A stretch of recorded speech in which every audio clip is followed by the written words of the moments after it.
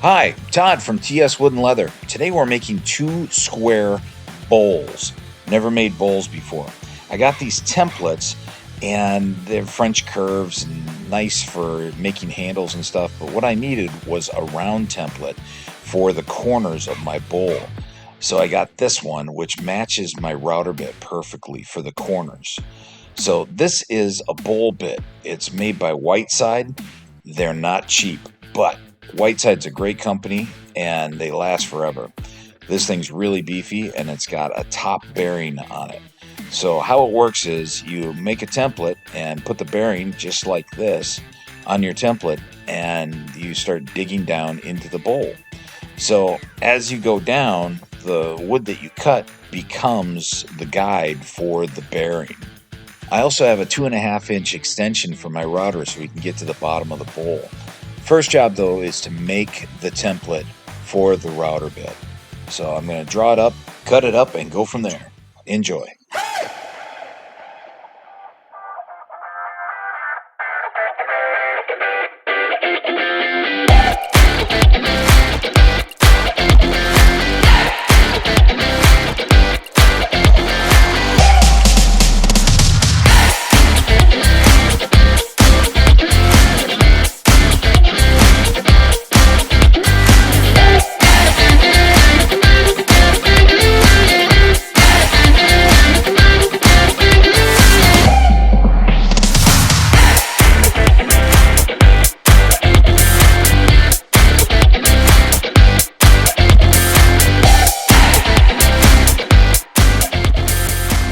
So this is the start of my template. I got the four corners cut out with an 1.25 inch spade bit, which is the exact diameter of my bowl router bit.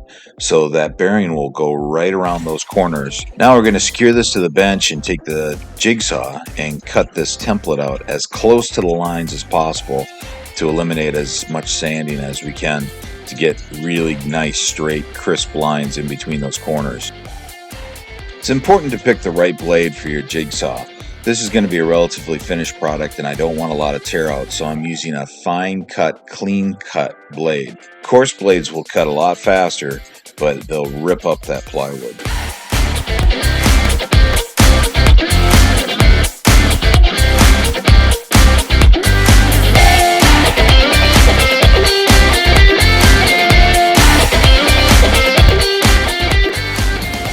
So there's our template. All we have to do is a little bit of sanding where the jigsaw met the corners, and we're good to go.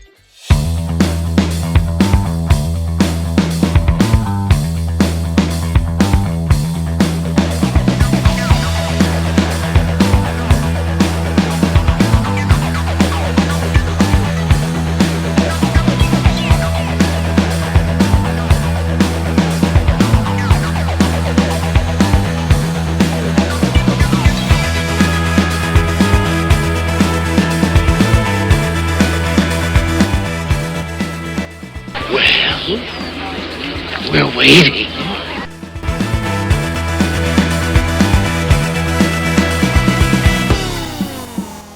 So this is where we stand after we get done with the drill press. It's a waste of a lot of material. Next time I do this, I'm going to definitely just cut out that center section of each of the glue ups so I don't waste it and I can use it for another project. But it worked efficiently and I've got the majority of the material out. Now we get to go to the router with our brand new bowl bit.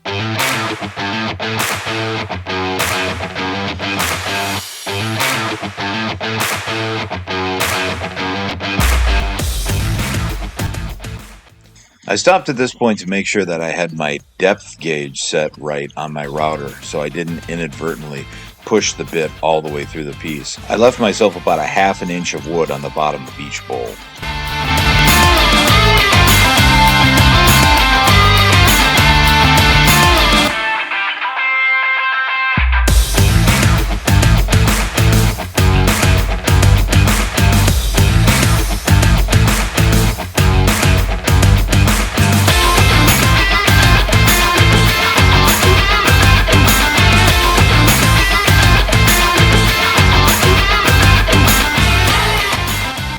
Here's how it looks after the router. Edges came out really nice. The sides are really smooth, barely any sanding needed. Left a 1/2 inch on the bottom. Made sure I set my stop gauge on my router so I didn't push all the way through.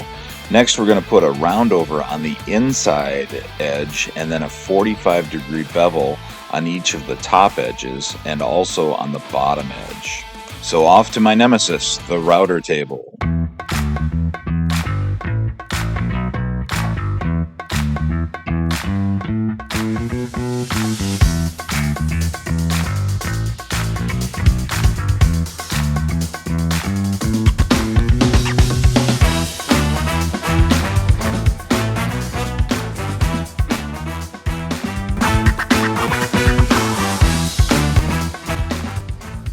Had a near accident while I was working on the second bowl. I was using my 2-inch beveling router bit. The thing is massive and it scares me.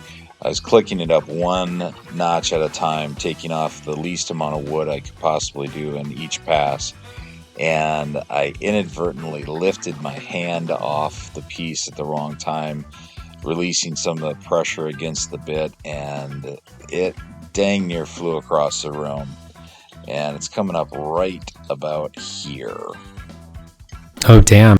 If this ever happens to you folks, just take your hands off and let the piece go.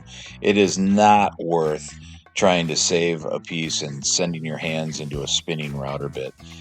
Be careful, keep your hands in a safe position, but when in doubt, just lift your hands up and step back.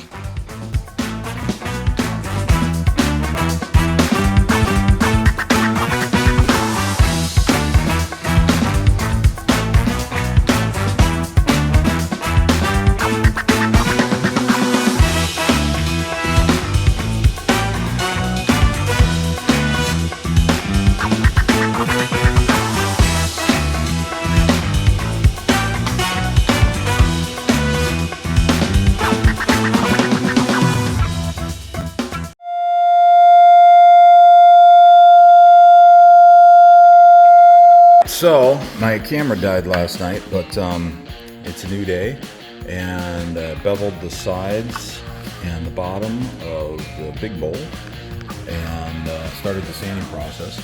Turned out pretty good. Didn't go all the way through or anything like that, so that's nice. Some of my tools that I'm using in woodworking on this project especially, I just picked up this kit of power drill adapter sander heads, if you will. There's 3 different sizes. They come with sponge adapters for them. They come with 6 different grits for each size. I think the whole kit was like $12 or something. It's a really economical way to go. Mirka and Festool make really nice little mini sanders, but they're really expensive. I just don't have that kind of money at the moment. I also use the Festool 125 sander. People hate this sander. It is the cheapest Festool that you can buy. It is a good sander. It has variable speed. It's just a brush motor and it's heavy. The ergonomics aren't that great, but as far as reliability, it works awesome. So for an economical choice, that's the way to go. I also use the 3M Xtract sanding discs, the Velcro sanding discs. Great product. They last a good long time, and they come in every grit. I also have various sponges, sanding sponges, I call them. I am not sponsored by any of these people. It's just what I happen to have at the moment. And those sponges are awesome, especially for getting into corners and rounding over corners and getting into edges. So just some of the tools that I've been using lately. I am not going to bore you with 8 hours of sanding these 2 bowls. I started with 80 grit. I water pop in between each grit. I took these up to 300. They turned out great. I used the sanding sponges for the corners, and my power drill sanding kit that I just purchased worked great. Also, my former branding iron decided to eat itself and melt. It was from GearHeart Industries. Now, it wasn't their fault. It was a manufacturing problem or something. Anyway, it got way too hot. I called them. They sent me a brand new branding iron with a brand new cut head absolutely free. And they didn't have to. It was outside the warranty. So GearHeart Industries, I'll put a link down below. Stand by their products. American made, a small mom and pop shop. Love it. Thanks so much to GearHeart Industries.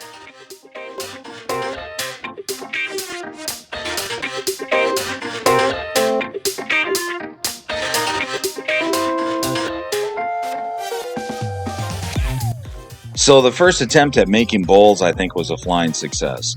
We made the template out of plywood. I made the base plate out of plexiglass for my router.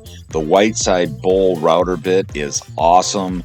It's beefy. It's going to last forever. Super smooth cuts. Not a problem at all. And these bowls turned out gorgeous.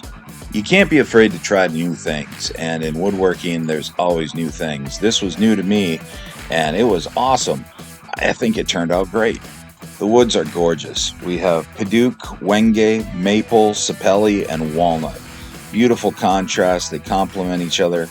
I love how they look. These are both going to be Christmas presents for a couple of family members. I hope they enjoy them.